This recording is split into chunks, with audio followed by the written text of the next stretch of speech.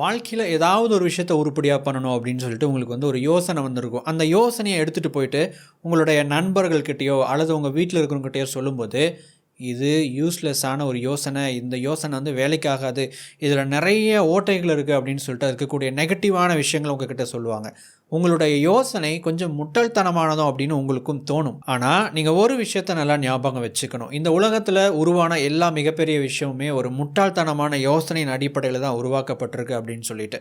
வணக்கம் நண்பர்களே, welcome back to epic life. நான் உங்கள் வெற்றி கூட்டாளி. இன்றைய வீடியோ பதிவில் the power of starting something stupid அப்படிங்கிற புத்தகத்திலிருந்து முக்கியமான ஒரு 3 ஐடியாஸை நம்ம பார்க்க போகிறோம். உங்களுக்கு ஏதாவது ஒரு யோசனை வரலாம். அந்த யோசனை முட்டாள்தனமானது அப்படின்னு சொல்லிட்டு உங்களை சுற்றி இருக்கிறவங்க எல்லாருமே சொல்லலாம். இருந்தாலும் உங்களுடைய அந்த முட்டாள்தனமான யோசனையை உருப்படியான யோசனையாக மாற்றுறது எப்படிங்கிற 3 முக்கியமான பாயிண்ட்ஸை இப்போது நாம் பார்க்க போகிறோம். முதலாவது, உங்களின் யோசனை முட்டாள்தனமானது என்று உங்களை சுற்றியுள்ளவர்கள் நினைக்கிறார்களா? உங்கள் உள்ளுணர்வை நம்புங்கள். உங்களுடைய யோசனையை, உங்களுடைய ஐடியாவை எடுத்துகிட்டு போய் மற்றவங்ககிட்ட சொல்லும்போது இது முட்டாள்தனமானதாக இருக்குது, இது ஒர்க் ஆகாது அப்படின்னு சொல்லும்போது நீங்கள் கேட்க வேண்டிய ஒரு வார்த்தை யாருடையது அப்படின்னா மற்றவங்களுடையது கிடையாது. உங்களுடைய உள்ளுணர்வு சொல்லக்கூடிய அந்த வார்த்தையை தான் நீங்கள் முதல்ல நம்பணும். உங்களுடைய உள்ளுணர்வு என்ன சொல்லுது அப்படின்னு தனியாக உட்காந்து யோசிச்சு பாருங்கள். உண்மையாகவே இதை பண்ணணுமா, உண்மையாகவே இது எப்படி செய்யணும் அப்படின்னு சொல்லிட்டு உங்களுடைய உள்ளுணர்வை கொஞ்சம் அனலைஸ் பண்ணி பாருங்கள். உங்களுடைய உள்ளுணர்வு ஸ்ட்ராங்காக இருந்துச்சு அப்படின்னா அதை ஃபாலோ பண்ணுங்கள். இப்போது 2வது ஐடியா, உங்களின் யோசனையை சிறு சிறு பகுதிகளாக பிரித்து விடுங்கள். உங்களுடைய யோசனை எவ்வளவு முட்டாள்தனமானதாக வேணும்னாலும் இருக்கலாம். ஆனால் அதை நீங்கள் எக்ஸிக்யூட் பண்ணுறீங்க பார்த்தீங்களா, நீங்கள் அதை ஒரு செயல்முறைப்படுத்துகிறீங்க பார்த்தீங்களா, அந்த ஒரு விஷயம் முட்டாள்தனமானதாக இருக்கக்கூடாது. இதில் மட்டும் நீங்கள் ஃபோக்கஸ்டாக இருந்துட்டீங்க அப்படின்னா உங்களுடைய யோசனைக்கு உயிர் கொடுக்க முடியும். முதல் விஷயம் என்னென்னா, உங்களுக்கு ஒரு ஐடியா இருக்குது அப்படின்னா அந்த ஐடியாவோட ஒரு பிக் பிக்சரை முதல்ல பார்க்காதீங்க. அது ஒரு பிரம்மாண்டமாக உங்களுக்கு தோணலாம், ஒரு பெரிய ஒரு ப்ராஜெக்ட் மாதிரி உங்களுக்கு தெரியலாம். அந்த ஒரு விஷயத்த மனசில் வச்சுட்டு நீங்கள் உங்களுடைய ஒரு விஷயத்தை ஸ்டார்ட் பண்ணணும் அப்படின்னு நினைக்காதீங்க. அதனுடைய முதல் படி என்ன அப்படிங்கிறத மட்டும் யோசிங்க.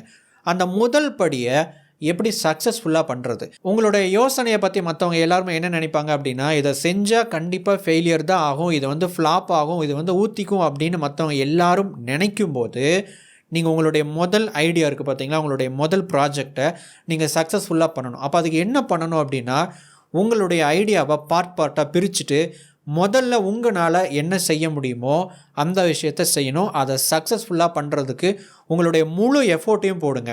உங்களுடைய முழு ஐடியாவையும் கொண்டுட்டு வாங்க. உங்கள்கிட்ட இருக்கக்கூடிய எல்லா திறன்களையும் வளங்களையும் பயன்படுத்துங்க.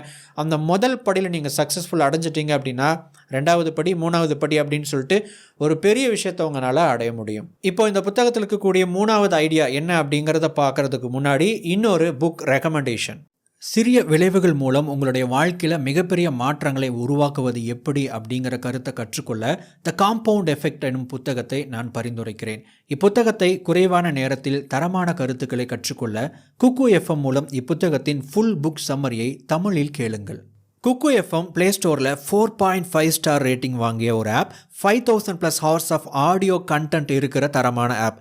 இதில் motivation, biography, self help, money, நாவல்ஸ்னு பல்வேறு ஜேர்னல்ஸ் அடங்கிய ஒரு ஆப் தான் குக்கு எஃப்எம். பல மொழிகளில் audio books and book summaries இருக்குது. முக்கியமாக நம்ம சுய முன்னேற்றம் சார்ந்த முக்கியமான புத்தகங்களோட புக் சம்மரிஸ் தமிழ் மொழியில் இருக்குது.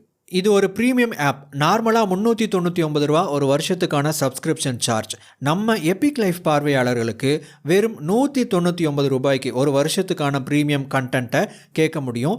ELT50 அப்படிங்கிற கூப்பன் கோடை பயன்படுத்தும் முதல் 250 நபர்களுக்கு ஒரு வருஷத்துக்கான ப்ரீமியம் கண்டென்ட்டை 199 ரூபாயில் பெற முடியும். இந்த ஆப்பை டவுன்லோட் பண்ணுறதுக்கான லிங்க் கீழே டிஸ்கிரிப்ஷனில் கொடுத்துருக்கேன். கிளிக் பண்ணி டவுன்லோட் பண்ணுங்கள். சரி, இப்போ அந்த 3வது ஐடியா என்ன அப்படின்னு பார்க்கலாம். காரணங்களை சொல்லாதீர்கள். இப்பொழுது உங்களிடம் என்ன இருக்கிறதோ அதை கொண்டு தொடங்குங்கள். உங்களுடைய யோசனைக்கு உயிர் கொடுக்கறதுக்கு உங்களுக்கு தேவையான விஷயங்கள் இல்லாமல் இருக்கலாம். அது பணமாகவோ ஒரு பொருளாகவோ தேவைப்படுற விஷயங்களாகவோ அதெல்லாம் இல்லாமல் இருக்கலாம். ஆனால் உங்ககிட்ட இப்போ என்ன இருக்கோ அதை வச்சு உங்களால் செய்ய முடியும் அப்படிங்கிற மைண்ட் செட் முதல்ல வளர்த்துக்கோங்க. நான் செஞ்சால் நான் எதிர்பார்க்குற அந்த ஒரு பிரம்மாண்டமான ஒரு விஷயத்தை தான் செய்வேன் அப்படின்னு நினைக்காதீங்க. உங்ககிட்ட என்ன இருக்கோ அதை வச்சு செய்ய ஆரம்பிங்க. இப்போ உதாரணத்துக்கு நீங்கள் வந்து ஒரு டைரக்டர் ஆகணும், நீங்கள் வந்து ஒரு ஷார்ட் ஃபிலிம் எடுக்கணும் அப்படின்னா, எனக்கு வந்து ஒரு பெரிய ஒரு ஹை எண்ட் கேமரா வேணும், ஒரு பட்ஜெட் தேவைப்படுது, எனக்கு ஒரு 3 லட்சம் தேவைப்படும், எனக்கு ஒரு 4 லட்சம் தேவைப்படும், அந்த பணம் என்கிட்ட இல்லையே அப்படின்னு சொல்லிட்டு வருத்தப்பட்டு இருக்காதீங்க. அதை வந்து ஒரு காரணமாக சொல்லாதீங்க. உங்ககிட்ட ஒரு ஃபோன் இருக்குது இல்லையா, அதை வச்சு ஆரம்பிங்க. இப்போ நீங்கள் நினைக்கும் போது இது சொல்கிறதுக்கெல்லாம் ஈஸியாக தான் இருக்கும் அப்படின்னு நினைக்கலாம்.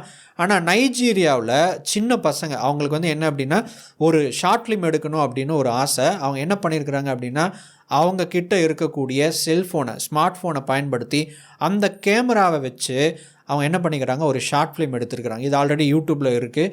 இன்னொரு யூடியூப் சேனலில் நான் வந்து இந்த ஷார்ட் ஃபிலிம்ஸ் பற்றி நான் பார்த்துக்கிட்டு இருக்கும்போது அவங்க ஒரு விஷயம் சொல்லியிருந்தாங்க. நாங்கள் வந்து எங்களுடைய ஷார்ட் ஃபிலிமை ஏன் பிளாக் அண்ட் ஒயிட்டில் எடுத்தோம் அப்படின்னா, அதுக்கான ஒரு காரணம், கலரில் எடுக்கணும் அப்படின்னா எங்களுக்கு அதுக்கு நிறைய லைட்டிங்ஸ் தேவைப்பட்டது, பெருசாக வந்து பட்ஜெட் தேவைப்பட்டது, கலர் கரெக்ஷனுக்கு வந்து நிறையா சாஃப்ட்வேர், அதை எடிட் பண்ணக்கூடிய எடிட்டர் எல்லாம் தேவைப்பட்டாங்க. பிளாக் அண்ட் ஒயிட்டில் எடுத்துட்டா எங்களுக்கு என்ன விஷயம் தேவையோ அதுக்கு மட்டும் லைட் அடித்தா போதும் அப்படின்னு ஒரு யோசனை வந்துச்சு. எங்களுடைய முதல் ஷார்ட் ஃபில்மை நாங்கள் பிளாக் அண்ட் ஒயிட்டில் எடுத்தோம் அப்படின்னு அந்த யூடியூபர் வந்து சொல்லியிருந்தார்.